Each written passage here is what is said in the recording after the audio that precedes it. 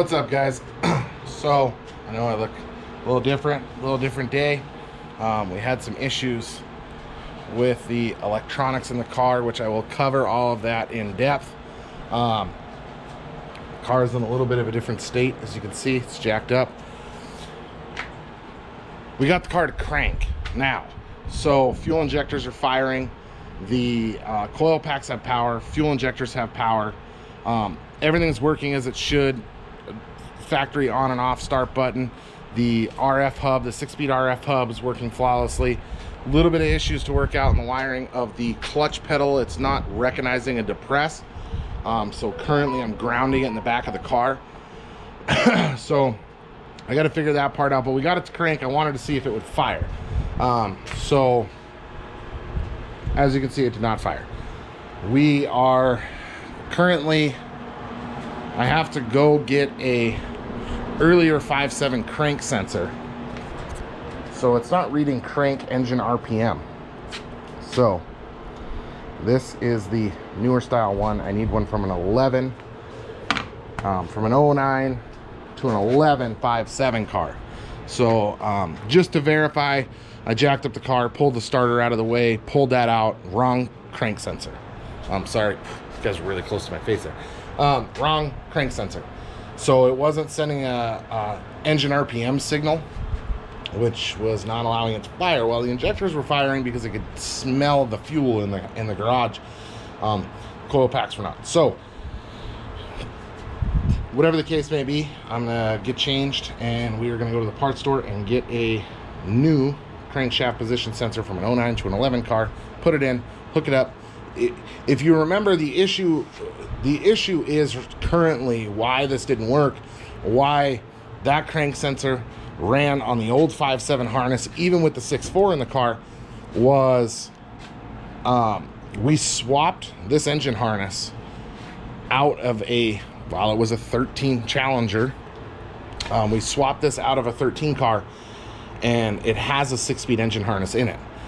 That is where the issue is becoming with the crank sensor. So hopefully, simple crank sensor swap, we can push a button and the car fires up. We're looking for it to just to fire. It does have a stock calibration tune, so it's going to be a little tricky. It's going to run like crap. So when you guys first hear it, it's going to run like shit.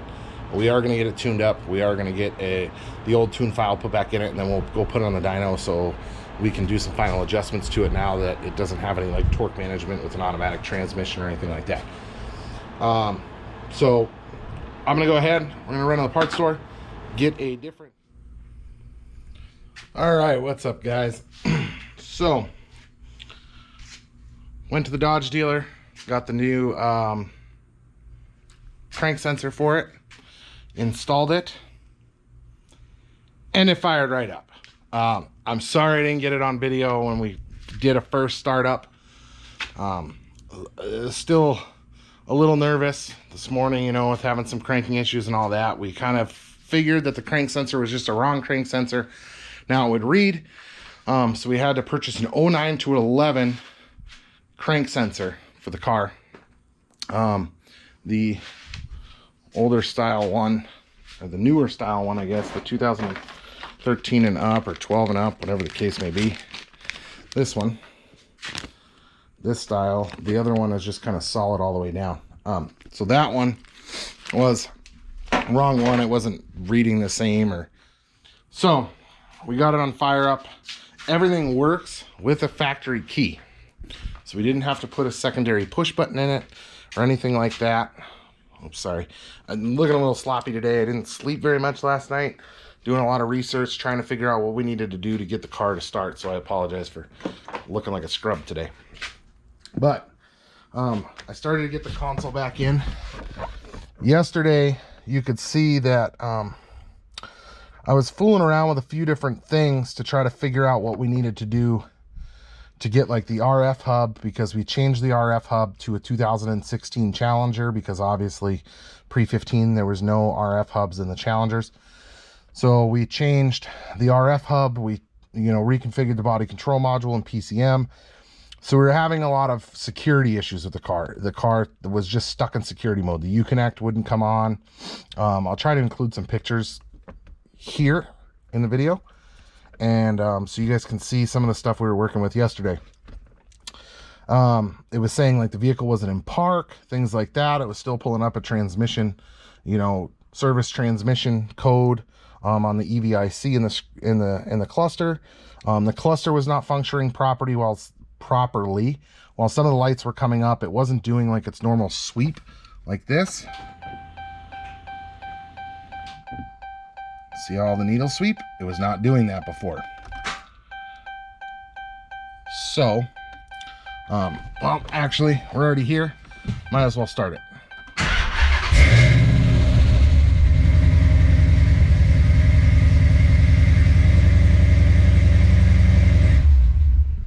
So there you go.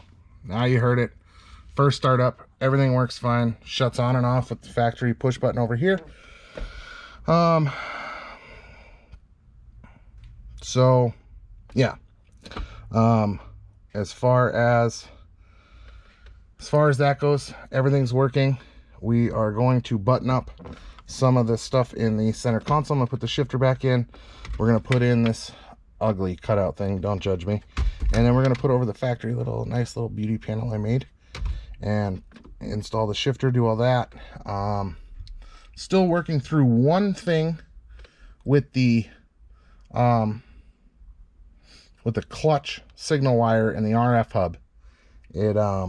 It's not saying that the pedal's being pressed, so I don't know if it's the ground I put in under the dash or the wire going to the back. Something is funny somewhere, so we're going to try to figure that out as well, so it actually works on pedal.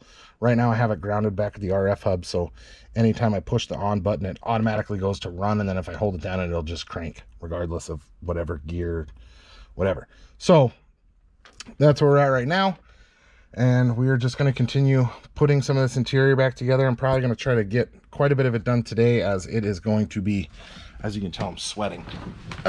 It's supposed to be a nice brisk 115 here for the next couple days.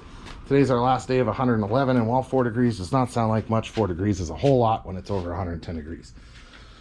So as you know, you can see I already started putting some of this engine bay stuff back in, and I have a problem getting ahead of myself, but boring you with words. Let's get back to work.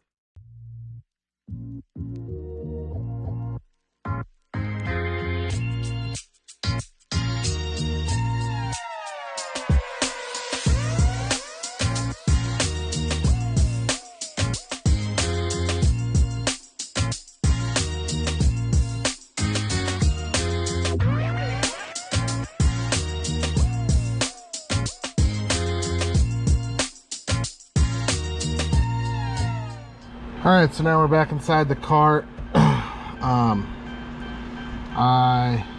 As I told you earlier, the way that we had the clutch switch wired was not an ideal situation. I apologize for the beeping in the lab fan. I'll make this part quick. We had the clutch switch grounded at the RF hub, saying that the clutch was depressed, because on here you can see right there where it says clutch switch not pressed. So we can live watch that, and the car won't start unless that says that it's pressed. So now if I press in the clutch pedal, now it's reading pressed. It was my fault, installation error. I wired it backwards on the plug because the Charger dash harness does not have the clutch switch plug built into the dash harness, obviously, because they were never offered. So I had to physically build the harness for that, but I don't have the right connection end to clip in to the actual clutch switch right now. So it's wired up with pins, but I don't have, again, any of the other stuff. So I'm gonna order that once I can figure out the connector name and all that stuff. But as you can see, it's live doing it now. So now if we push in the clutch, push the start button,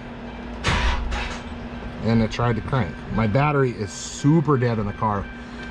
With all the cranking and running electronics and everything else in the car, it's really mad right now. So we're gonna go ahead and shut that off. But we got the shifter bolted in too. So now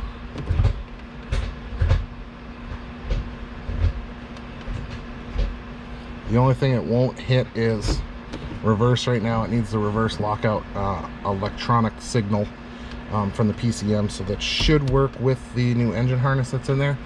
I may have to pin that and put it in. We're going to mount down the cover plate that I made here. It's still unmounted, just kind of hovering. So we're going to double side stick that down, and then we're going to finish putting the interior back together. We got to put the glove box area back together, as you can see over there where the body control module was.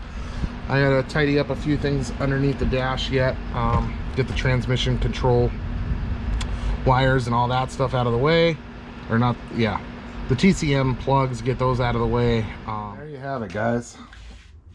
The interior is all buttoned back up, and center console, everything works, car runs and drives. We successfully have a 3-pedal charger, and I've driven the car a couple times so far. It's got a relatively safe tune-up in it currently, and I'm going to be doing a full-on driving video and review of the entire process, the entire swap, and you guys will just have to wait and see that one. On the next one, we also have another surprise for you guys on one of these upcoming videos here shortly. So but that is pretty much going to do it for the straight build series. It has been an adventure. It has been fun. It's a real treat to drive. And anybody that was at Holly Mo Party in Bowling Green, Kentucky a couple weeks ago, as you can see, it's got some Holly Mo Party stickers on it, has already seen the car finished running and driving. But we're going to do a full test drive video for all you guys. You guys can see exactly how the car drives. And like I said, we got a surprise in store, so make sure you pay attention in the future. We're going to keep doing some upgrades on this thing. Since it was all completed, actually, we changed the rear gear set in the car. We went from a 306 Get Rag to a 391. Made the world of a difference as far as gearing goes. That's the right gear for this 6060. So you guys just keep watching. There's going to be a few things here and there, and never know, maybe a little competition with a Mustang or something. I heard, maybe, I don't know. But we appreciate you guys watching the entire build, and like I said, keep watching. There's going to be some more videos based on this car, a few more upgrades we're going to do, and we're going to be making some more cool videos similar to this, maybe not as extensive as builds, but we're going to keep the YouTube thing going. But thank you all for watching. We'll catch you in the next one.